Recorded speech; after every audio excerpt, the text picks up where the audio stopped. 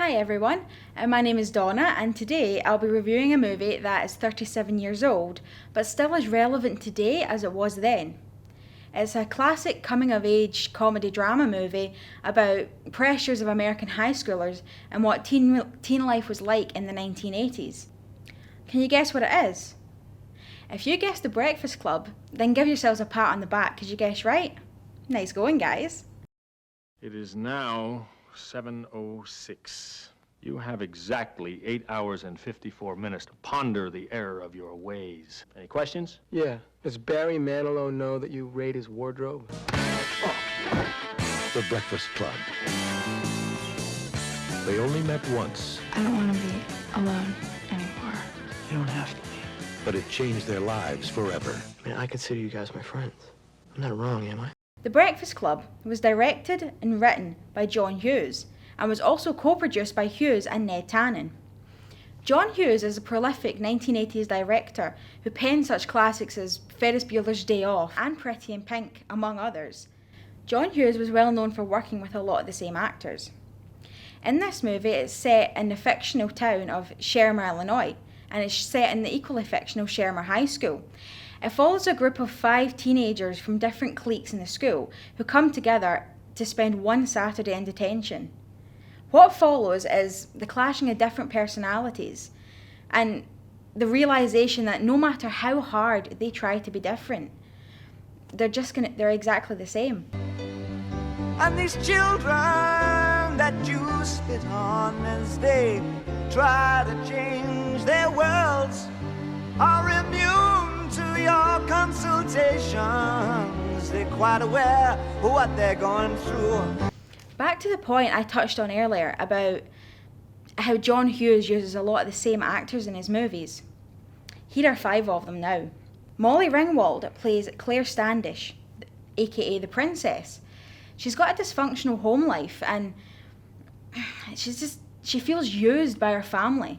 She's a stereotypical spoiled princess. Emilio Estevez plays Andrew Clark, aka the athlete. He's under an immense amount of pressure from his really strict father to be the absolute best at everything he does. Judd Nelson plays John Bender, aka the criminal. He has an abusive home life and he acts really abusive towards his other students. He's been made to feel like he's not important or not worth anything by his family and other adult figures. Ali Sheedy plays Alison Reynolds, aka the Basket Case. She's got no friends and she feels really neglected by her family. And lastly, Anthony Michael Hall plays Brian, aka the Brain. He's under an immense amount of pressure to be a straight A student over every subject at school. His parents won't settle for a B, or anything less than that. Fun fact for you, Anthony Michael Hall's real life mother and sister play his on-screen mother and sister in the movie, and John Hughes, the director, plays his father at the end of the movie. Talk about great cameos. Is this the first time or the last time we do this? Last. Well, get in there and use the time to your advantage. Mom, we're not supposed to study. We just have to sit there and do nothing. Well, mister, you figure out a way to study. Well, go! There are other adult roles in this movie. John Gleeson plays Richard Vernon, the principal. He's the main antagonist of this movie. He's very, very proud of his job and he's a very authoritative figure, although he does find his job seems to get harder as the years go on. John Capellos plays Carol Reed, the janitor. He's more down to earth. He connects with the students on a level that no other adults really know because he feels in a way he's kind of similar to them. The surprising element though is that even though Principal Vernon is the main antagonist of the movie, you do feel kind of sympathetic towards him because he realises how hard his job gets every year. The lighting in this movie is, I'd say it's pretty bright lighting because they're set inside a school building in the middle of the day. Although there are some scenes which involve dimmer lighting, like for instance the scene with John Bender when he's crawling along inside the vent.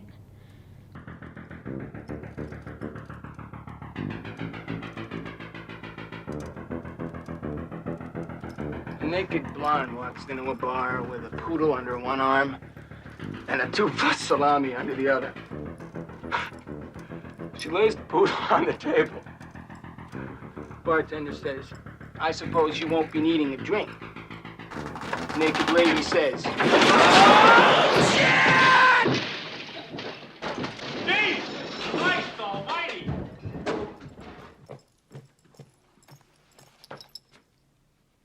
Forgot my pencil. We'll never know how that vent joke ends. The soundtrack itself is basically a bunch of stereotypical 80s kind of music, but there is one standout song, and that song is Don't You Forget About Me, which was written by Keith Forsey and Steve Schiff, who were doing scores for the movie. They are huge fans of the band Simple Minds, and they really wanted them to record the song, and after quite a lot of persuasion, they did. Don't you forget about me. Don't you forget about me. Will you stand above me? Look my way, never love me. Rain keeps falling down. It reached number 1 in the US charts and stayed there for 7 whole weeks. And even though it only reached number 7 in the UK charts, it remained in the charts for a further 2 years, which is one of the longest chart runs in British history. So to summarise, this classic coming-of-age tale of teen life and feeling alone and isolated is still relevant decades later because it still happens in schools, not only all over America, but everywhere. Don't just take it from me. Here's Brian to tell you more. Dear Mr. Vernon, we accept the fact that we had to sacrifice a whole Saturday in detention for whatever it was we did wrong. But we think you're crazy to make us write an essay telling you who we think we are. And you see us as you want to see us. In the simplest terms, with the most convenient definitions. But what we found out is that each one of us is a brain and an athlete And a basket case. A princess. and a criminal.